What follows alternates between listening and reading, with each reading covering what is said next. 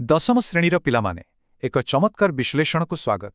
ଆଜି ଆମେ ଆଦିକବି ସାରଳା ଦାସଙ୍କ ଏକ ମହାକାବ୍ୟକ ରଚନା ଭୀମଙ୍କ ସିଂହନାଦ ରଡ଼ି ବିଷୟରେ ଆଲୋଚନା କରିବା। ଏହା କୌଣସି ସାଧାରଣ ପୁରାଣ କବିତା ଆଦୌ ନୁହେଁ। ଏହା ହେଉଛି ପୂରାପୂରି ଏକ ଆକ୍ସନ୍ ପ୍ୟାକ୍ଡ ମହାଜାଗତିକ ବ୍ଲକବଷ୍ଟର ଭଳି ଏକ ଅନୁଭୂତି, ଯେଉଁଠି ପ୍ରଚଣ୍ଡ ଶବ୍ଦ, ମହାଶକ୍ତି ଆଉ ଯୁଦ୍ଧର ଏକ ଅଦ୍ଭୁତ ଖେଳ ଦେଖିବାକୁ ମିଳେ।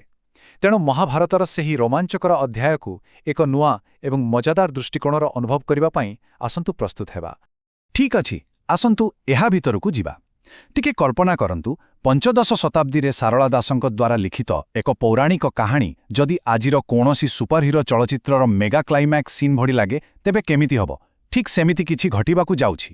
ଏହି କାବ୍ୟରେ ସେହି ସମାନ ଧରଣର ବିଶାଳତା ବା ଏପିକ୍ ସ୍କେଲ୍ ରହିଛି, ଯେଉଁଠି କେବଳ ଗୋଟିଏ ଶବ୍ଦ ସମଗ୍ର ବ୍ରହ୍ମାଣ୍ଡରେ ଏକ ଭୟଙ୍କର କମ୍ପନ ସୃଷ୍ଟି କରିଦେଇପାରେ।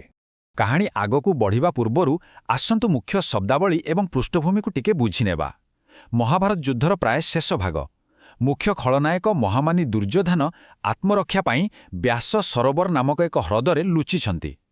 ଏହା କୌଣସି ସାଧାରଣ ହ୍ରଦ ନୁହେଁ, କିନ୍ତୁ ପ୍ରଭୁ ଶିବଙ୍କ ଅଭିଶାପ ଯୋଗୁଁ ଏହା ଏକ ଅଭେଦ୍ୟ ସେଫ୍ ଜୋନ୍ ବା ସୁରକ୍ଷିତ ସ୍ଥାନ ପାଲଟିଛି। ଯଦି କୌଣସି ଶତ୍ରୁ ବଳପୂର୍ବକ ସେଠାରେ ପ୍ରବେଶ କରେ, ତେବେ ସେ ସଙ୍ଗେ ସଙ୍ଗେ ଧ୍ୱଂସ ହୋଇଯିବ। ଆଉ ସିଂହନାଦ? ତାହା ହେଉଛି ମହିଷୀ ସିଂହରେ ତିଆରି ସେହି ଅଦ୍ଭୁତ ଦିବ୍ୟ ବାଦ୍ୟ, ଯାହାକୁ ଶିବ ଭୈରବ ରୂପ ଧାରଣ କରି ବଜାଇଲେ ପୃଥିବୀରେ ସିଧାସଳଖ ପ୍ରଳୟ ଆସିଯାଏ। ତେବେ ଆସନ୍ତୁ ଆରମ୍ଭ କରିବା। ପର୍ଯ୍ୟାୟ 1, ଗୁପ୍ତ ଅଭିଯାନ ଏବଂ ଦିବ୍ୟ ଅସ୍ତ୍ର। ଦୁର୍ଯ୍ୟୋଧନ ହ୍ରଦ ଭିତରେ ପୁରା ସୁରକ୍ଷିତ ଅଛନ୍ତି ଏବଂ ନାୟକମାନେ ତାଙ୍କୁ କୌଣସି ମତେ ବାହାରକୁ ଆଣିବା ପାଇଁ ଯୋଜନା କରୁଛନ୍ତି। ବିନା ପ୍ରବେଶରେ ତାଙ୍କୁ କିପରି ବାହାର କରାଯିବ, ସେଥିପାଇଁ ଏକ ଦିବ୍ୟ ଗ୍ୟାଜେଟ୍ ବା ଚମତ୍କାରୀ ଅସ୍ତ୍ରର ଆବଶ୍ୟକତା ପଡ଼ିଲା। ସହଦେବ, ଯିଏକି ପାଣ୍ଡବମାନଙ୍କର ସବୁଠାରୁ ବଡ଼ ଇଣ୍ଟେଲ୍ ବା ଗୁପ୍ତ ସୂଚନାଦାତା ଭାବରେ କାମ କରୁଛନ୍ତି, ସେ ରହସ୍ୟ ଖୋଲିଲେ। ସେ ଜଣାଇଲେ ଯେ ଦୁର୍ଯ୍ୟୋଧନ ବ୍ୟାସ ସରୋବରରେ ଅଛନ୍ତି ଏବଂ ତାଙ୍କୁ କେବଳ ଏକମାତ୍ର ଜିନିଷ ବାହାରକୁ ଆଣିପାରିବ, ତାହା ହେଉଛି ସିଂହନାଦର ଶବ୍ଦ। ଏହା ଶୁଣି ଭୀମ ଏତେ ଗହୀର ଏବଂ କଠୋର ଧ୍ୟାନ କଲେ ଯେ ସ୍ୱୟଂ ପ୍ରଭୁ ଶିବଙ୍କର ଆସନ କମ୍ପି ଉଠିଲା। ସାହିତ୍ୟରେ ଅଛି ନା, ଧ୍ୟାନେଣ ଚିତ୍ତିଲା ସେ ପାଣ୍ଡବ ସୁନ୍ଦର, ଆସନ କମ୍ପିଲା ଯେ ଦେବ ସୁଳଧର। ଏବେ ଏଠାରେ ଏକ ମଜାଦାର କଥା ହେଲା। ସିନେମାରେ ଯେମିତି ପୁରୁଣା ସଙ୍ଗମାନେ ଦରକାର ବେଳେ ଏଣ୍ଟ୍ରି ମାରନ୍ତି ଆଉ କାମରେ ଆସନ୍ତି, ଠିକ୍ ସେମିତି ଏଠାରେ ପୁରୁଣା ଆଲାଏନ୍ସ ବା ମେଣ୍ଟ କାମ ଦେଇଛି।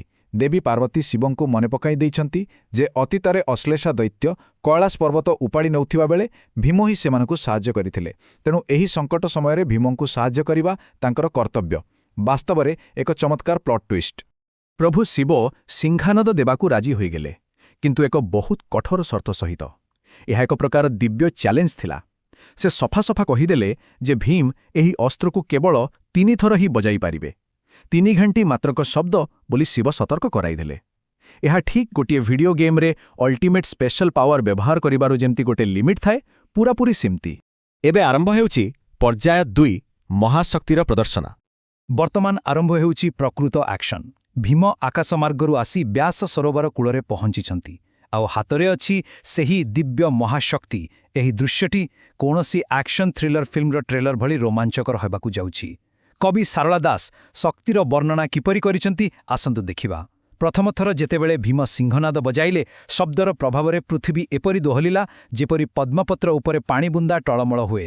ନଳିନୀ ପତ୍ରରେ ଯେହେନେ ପଡ଼ିନ୍ତେଣ ପାଣି। କିନ୍ତୁ ଯେତେବେଳେ ସେ ଦ୍ୱିତୀୟ ଥର ରଡ଼ି କଲେ, ଓହୋ, ତାହା ଥିଲା ଏକ ବିଶାଳ କସ୍ମିକ୍ ବିସ୍ଫୋରଣ। ପୁରା ଆଧୁନିକ ସୁପରହିରୋ ଫିଲ୍ମର ସୁପର ପାୱାର ଇଭେଣ୍ଟ ଭଳି 6 ଲକ୍ଷ ଯୋଜନ ବ୍ୟାପୀ ଆକାଶମଣ୍ଡଳ କମ୍ପି ଉଠିଲା। ଏବଂ ଏହା ଚମତ୍କାର ଭାବରେ ଦର୍ଶାଉଛି ଯେ ଏହି ବିସ୍ଫୋରଣର ପ୍ରଭାବ କେତେ ଭୟଙ୍କର ଭାବରେ ବ୍ୟାପିଥିଲା। ଭୂଗୋଳ ଏବଂ ପୁରାଣର ଏକ ଅଦ୍ଭୁତ ମିଶ୍ରଣ। ଏହି ନବଦ୍ୱୀପ ଏବଂ ସପ୍ତସାଗରର ତାଲିକାକୁ ଟିକେ ଦେଖନ୍ତୁ। ଅର୍ଥାତ୍ ଏହି 9ଟି ଯାକ ଦ୍ୱୀପ, ଯେପରିକି ଇନ୍ଦ୍ରଦ୍ୱୀପ, ନାଗଦ୍ୱୀପ ଠାରୁ ଆରମ୍ଭ କରି କୁମାରିକା ଦ୍ୱୀପ ପର୍ଯ୍ୟନ୍ତ, ଆଉ ଦୁଗ୍ଧ, ଘୃତ, ଲବଣ ଆଦି 7ଟି ଯାକ ସାଗର ମଧ୍ୟ ଏହି ପ୍ରଚଣ୍ଡ ଶବ୍ଦରେ ଟଳମଳ ହୋଇଯାଇଥିଲା। ସାହିତ୍ୟ ପିଲାମାନଙ୍କ ପାଇଁ ଏହା ହେଉଛି ପ୍ରକୃତ ପାୱାର ଷ୍ଟାଟ୍ସ।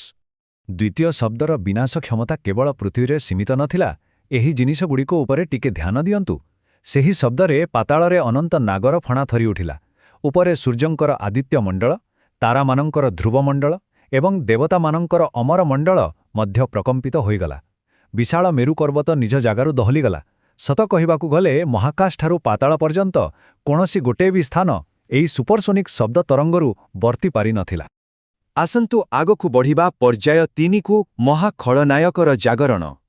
ବାହାରେ ଏତେ ସବୁ ପ୍ରଳୟ ଘଟୁଥିବା ବେଳେ ବ୍ୟାସ ସରୋବର ଭିତରେ ଥିବା ସେହି ମହାଖଳନାୟକର ଅବସ୍ଥା କ'ଣ ହେଉଛି? ଆସନ୍ତୁ ଏହା କିପରି ରୂପ ନେଉଛି ତାହା ଦେଖିବା।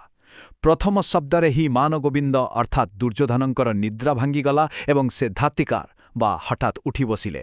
ଆଉ ଦ୍ୱିତୀୟ ଶବ୍ଦ ଶୁଣିବା ମାତ୍ରେ ବାସ୍ ତାଙ୍କ ଭିତରେ ଥିବା କ୍ରୋଧର ଜ୍ୱାଳାମୁଖୀ ଫାଟି ପଡ଼ିଲା।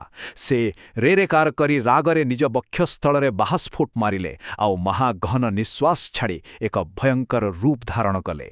କିନ୍ତୁ ଏଠାରେ ଏକ ବହୁତ ବଡ଼ ସୁଯୋଗ ଥିଲା, ଏକଦମ ଅଲ୍ଟିମେଟ୍ ଚିଟ୍ କୋଡ୍। ମହାଲକ୍ଷ୍ମୀ, ଯିଏ ଦୁର୍ଯ୍ୟୋଧନଙ୍କର କାନ୍ଧରେ ବିରାଜମାନ ଥିଲେ, ସେ ତାଙ୍କୁ ଚେତାବନୀ ଦେଇ କହିଲେ, ବାବୁ, ତୁମେ ତ ପୂର୍ବରୁ ପ୍ରତିଜ୍ଞା କରିଥିଲ ଯେ ଭୀମର 7ଟି ରଡ଼ି ସହିବ।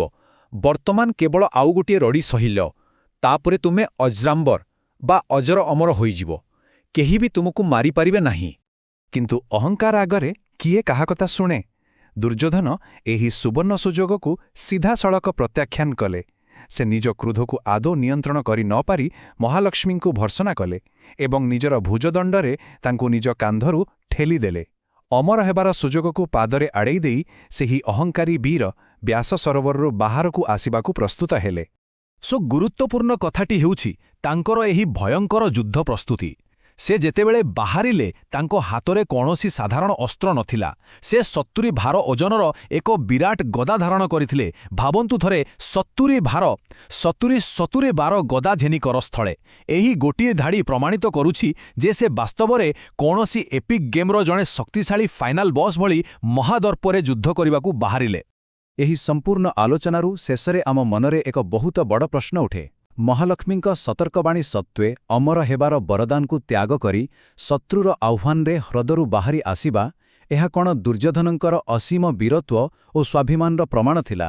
ନା ଏହା ଥିଲା କେବଳ ତାଙ୍କର କ୍ରୋଧ ଏବଂ ମୂର୍ଖ ଅହଙ୍କାରର ପରିଣାମ? ସାହିତ୍ୟର ଏହିଭଳି ରୋମାଞ୍ଚକର ଦିଗଗୁଡ଼ିକ ଉପରେ ବିଚାର କରିବା ନିଶ୍ଚିତ ଭାବରେ ଆବଶ୍ୟକ। ଆଉ ଏହି ପ୍ରଶ୍ନ ସହିତ ଆମର ଆଜିର ଏହି ମହାଜାଗତିକ ଏବଂ ରୋମାଞ୍ଚକର ବିଶ୍ଳେଷଣ ଏଠାରେ ହିଁ ସମାପ୍ତ ହେଉଛି।